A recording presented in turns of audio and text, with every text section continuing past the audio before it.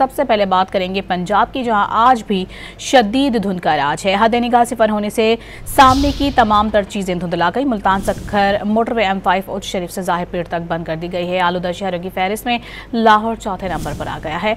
Air quality 197 record किया गया है। मजीद जानते हैं, डॉन न्यूज़ के नुमाइंदे मियाँ शुएब हमारे साथ मौजूद हैं। शुएब, बताइएगा ओवरऑल क्या सूरत हाल है?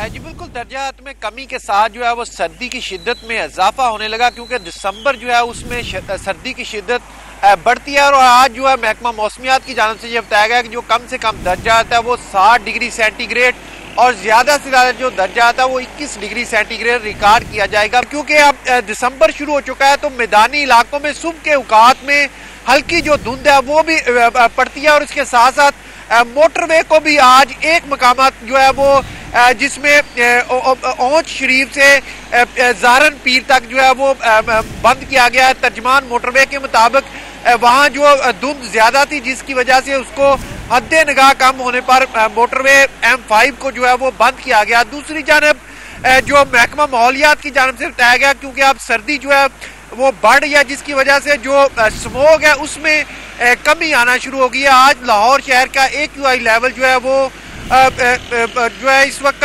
193 रिकॉर्ड किया गया, क्योंकि गुज़श्ता दिनों की निस्बत जो एयर क्वालिटी इंडेक्स है वो अब बेहतर होना शुरू हो गया है। जी आपका शुएब।